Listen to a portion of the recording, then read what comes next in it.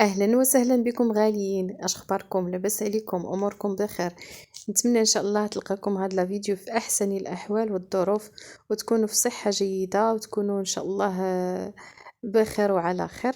وكنقول لكم من هذا الفيديو هذا ان شاء الله عواشركم مبروكه، والله يدخل علينا هذا الشهر الكريم بالصحيحه والسلامه، وباش كتمناو يا ربي وبطول العمر وبالرزيق باذن الله، ونكونوا لا فاقدين ولا مفقودين. والحمد لله على هاد الشتيوه اللي عطانا ربي، والله يعطيها لنا على قد النفع يا ربي، وتجعلها بالنفع علينا يا ربي ان شاء الله. كيف ما كتشوفوا جيتكم بواحد الفلوق هذا النهار، ماشي مطبخ، ماشي يعني ماشي غندير شي حاجه في المطبخ او لا. فهنا خرجت قلت علاش لا ما نصورش معكم هاد الطبيعه الزوينه. ما شاء الله الا كمل الله بالخير غادي يكون عام زوين باذن الله، وغتكون طبيعه زوينه ان شاء الله.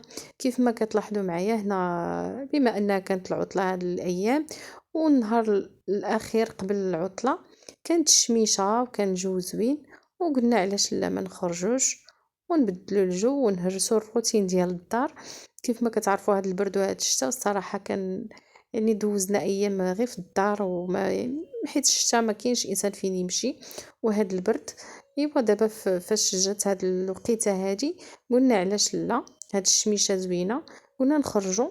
وبغيت نبارطاجي معكم ان شاء الله هاد المناظر الزوينه. الحمد لله حنا رحنا في الطريق ديالنا لسيدي حرازم، ان شاء الله غادي نوصلوا، غادي نصور معكم يعني لقطات كاملين كيفاش دوزنا النهار وكيفاش الاجواء. ايوا هذا هو، هذا ما كان حبيباتي. نتمنى انكم تكونوا على خير وبخير، وخليكم معايا تابعوني على الفيديو ما تمشيو فين.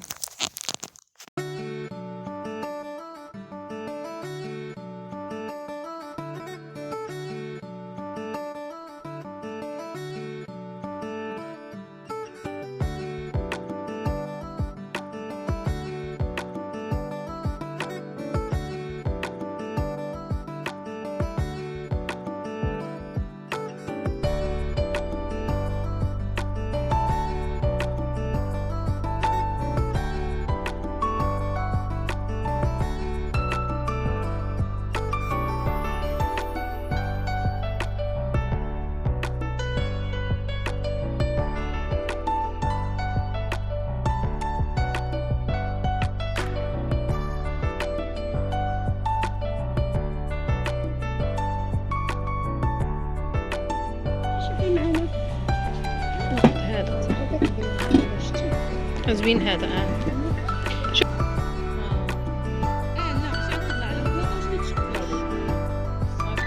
اللي يتقل احسن هذا.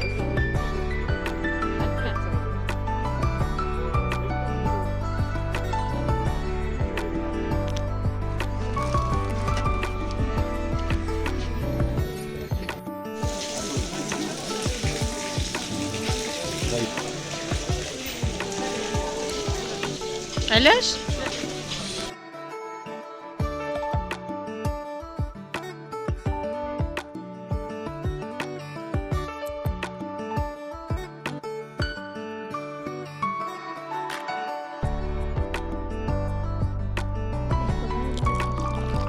عرفتي كتبان الطبيعه من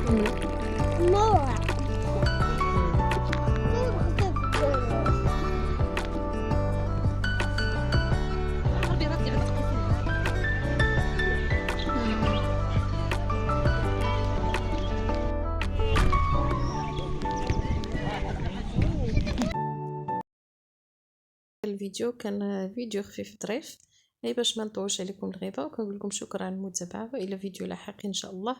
دمتم في رعايه الرحمن، استودعكم الله الذي لا تضيع ودائعه.